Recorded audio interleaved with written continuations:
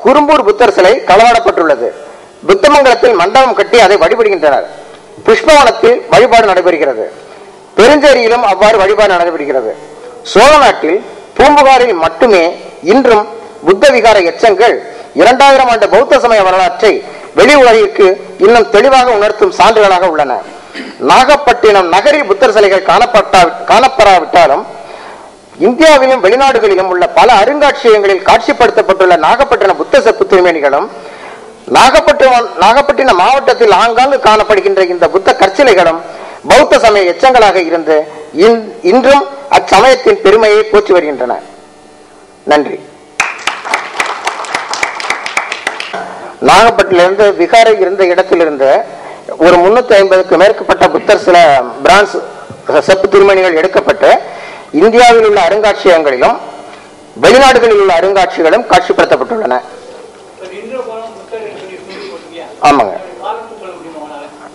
அது இவங்க சொல்றது 9ஆம் நூற்றாண்டு 9-10 தாங்க சொல்றாங்க. இங்க பூம்புகாரை பத்தி சொல்றது வந்து பூம்புகார்ல சொல்றது 2000 ஆண்டுகளுக்கு முன்பாக தொல்லியல் துறை சொல்லியிருக்காங்க.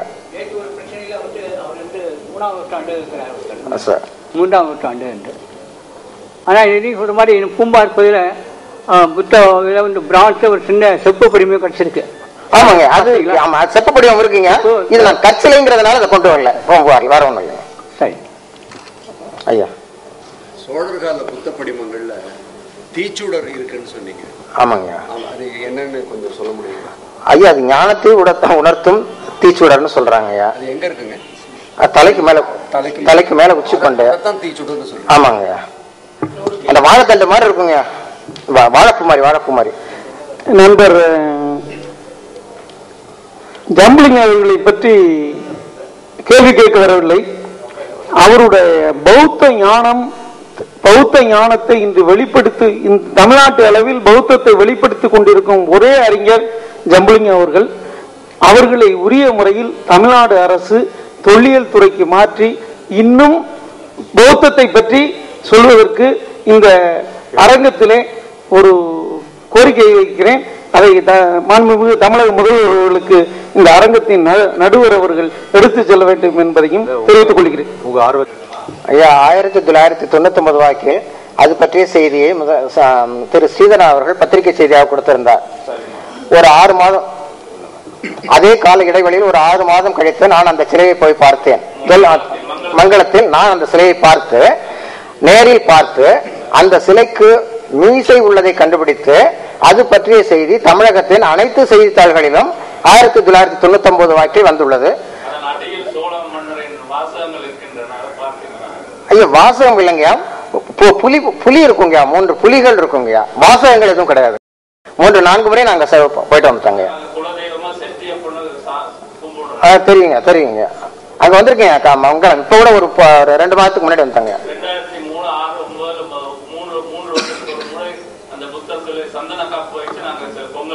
ஆமாங்க, ஏதோ ஒரு அம்மன் சன்னதி வளாகத்துல இருக்கு. இப்ப அராய் அம்மன், அதுக்கு தனியா மண்டபம் கட்டுறதா சொல்லி வச்சிருந்தாங்க. வைக்க முடியும்னு சொல்லிட்டு அதுக்கப்புறம் முகப்பு மண்டபம் தனியாகவும் கட்டியிருக்காங்க. இப்ப 2009 இறுதியில நான் போயிட்டு வந்தாங்க மறுபடியும். நன்றிங்க. நன்றி நண்பர். மிக்க மகிழ்ச்சி. நாகப்பட்டினத்தில் இருக்கும் புத்த சிலையை பற்றி சொன்னீர்கள். அந்த சிலைக்கு திருநீர் எல்லாம் பூசி வழிபடுவதாகவும் சொன்னீர்கள். இதே போல்தான் தமிழகத்தில் மற்ற இடங்களும் இருக்கின்றன பல புத்த சிலைகள். உதாரணமாக அரிக்கமேட்டு பகுதியில் வீராம்பட்டினம் என்ற இடத்தில் இருக்கும் புத்த சிலை 17ஆம்-18ஆம் நூற்றாண்டில் வந்த ஒரு அஸ்ட்ரானமர், வானவியல் அறிஞர் ஆக அவருடைய பெயர் லோகாந்தி அவர்களிடம் கூறியிருக்கின்றார். அப்போது புத்த சிலையாக இருந்தது, இப்பொழுது பூவுடனும் திருநீருடனும் இருக்கின்றது. ஆமா, இன்று ஒரு கருத்து, நீங்கள் சொன்ன மாதிரி மாங்காட்டில் ஒரு புத்தர் சிலை இருக்கிறது. அந்த சிலையெல்லாம் உடைத்து இருக்கப்பட்டன. உஸ்னிஷாவில் இருந்து 4 பக்கம் உடைக்கப்பட்டு கிணற்றின் மேல் வைக்கப்பட்டு தாம்பு கயிற்றில் தண்ணீர் எடுப்பதற்கு உபயோகப்பட்டு இருந்தது. நான் 84இல் அதை பார்த்தேன். பிறகு 20 வருடங்களுக்கு பிறகு பார்த்தபொழுது அந்த இடத்தில் ஒரு அனுமான் வழிபாடு இடமாக மாற்றிவிட்டு இருக்கின்றேன் என்று சொல்ல விரும்புகிறேன். அதாவது நீங்கள் குறிப்பிட்ட மாதிரி ஏறக்குறைய 70க்கு மேல் புத்தர் சிலைகள் இருக்கின்றன. ஆனால் பல புத்தர் சிலைகள் உடைபாடு முறைப்பட்டும் இருக்கின்றன என்று சொல்வதற்கு நான் மிகவும் கடமைப்பட்டிருக்கின்றேன். ஐயா, செஞ்சியிலும் ஒரு புத்தர் சிலை இப்படி ஐயா நீங்க சொன்ன 2 செய்தியும் நான் பார்த்துட்டேங்கய்யா. ஒண்ணு முதல் செய்தி நீங்க சொன்னது திருநீர் பூசி இருக்கிறதுங்க. திருநீர் பூசி இருக்கிறது பல இடங்கள் நான் பார்த்திருக்கேன். அந்த திருவாரூர் மாவட்டத்தில் கூட புதூருங்கிற ஒரு இடத்துல திருநீர் பூசி வழிபட்டுக்கிட்டு இருக்காங்க. அதை நான் கொடுத்து பத்திரிகை செய்தி வந்திருக்குங்க. அது பார்க்கப்பட்டது. அதுக்கப்புறம் இந்த உடைக்கப்பட்ட சிலைகள் பல இடங்களில் கழுத்து இல்லாமல் தலை இல்லாமல் 4 புத்தர் சிலை பார்த்திருக்கிறேன். உடல் மட்டும் மற்ற ஒரு 3 இடங்களில் பார்த்திருக்கிறேன். நன்றி. ஒரு சின்ன சந்தேகங்கய்யா, இந்த சென்னைக்கு பக்கத்துல குளப்பாக்கம்ங்கிற இடத்துல ஒரு புத்த சிலை கண்டுபிடிக்கப்பட்டதா பத்திரிகைகள் எல்லாம் வந்திருந்தது. முக்குடைகள் இருந்ததா இந்திய தொல்லியல் துறையினுடைய சத்தியமூர்த்தி அவர்கள், தியாக சத்தியமூர்த்தி அவர்கள் பத்திரிகையில் அறிக்கை வெளியிட்டிருந்தாங்க. அது தலைக்கு மேல முக்குடை இருந்தது. அது மகாவீரர்னு சொல்லி சில அறிஞர்கள் மறுத்து ஹிந்துல எழுதியிருந்தாங்க. ஆனா அது இல்ல புத்தர் தான், புத்தருக்கும் முக்குடை வருவதுண்டு என்று சொல்லி சத்தியமூர்த்தி அவர்கள் மறுபடியும் ஒரு அறிக்கை வெளியிட்டிருந்தாங்க. அதுக்கு பிறகு இப்ப சமீபத்துல ஒரு சில மாதங்களுக்கு முன்னால ஹிந்துல செய்தி வந்த போது புத்தர் என்றும் அழைக்கப்பட்ட மகாவீரர் கொலப்பாக்கத்திற்கு மீண்டும் வந்து சேர்ந்தார்னு சொல்லியிருக்காங்க. இது எனக்கு விளங்கலைங்க, அவர் மகாவீரரா புத்தரா? ஏன்னா நீங்க புத்த துறையில நிறைய பண்ணிருக்கீங்க, உங்களுக்கு தொல்லியல் துறைக்கே மாத்தணுங்கிறாங்க. அதனால கேக்குறேன், ஒருவேளை அங்க அப்படிதான் சொல்லுவாங்க, நீங்க மாத்தி சொல்வீங்களா? ஐயா நீங்க சொன்ன அனைத்து செய்திகளும் நான் படிச்சேங்கய்யா. முதல்ல செய்தி ஐயா ஒரு சிலை இல்லைங்க, 2 சிலைங்க. அது பக்கத்துல முதல் செய்தி வந்ததுங்க. அந்த முதல் செய்தி வந்த மறுநாள் அதை புதுசா கண்டுபிடிச்சதா வேற சொன்னாங்க. ஆனா அந்த வீட்டம்மா தான் பல மாசங்களா இருக்குன்னு சொன்னாங்க.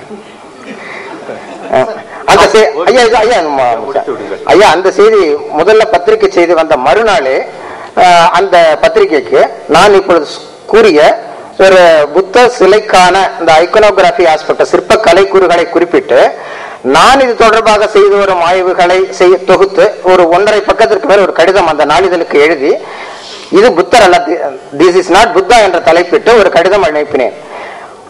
அந்த என்னுடைய கடிதம் நான் அனுப்பினேன், நான் கடிதம் வரவில்லை.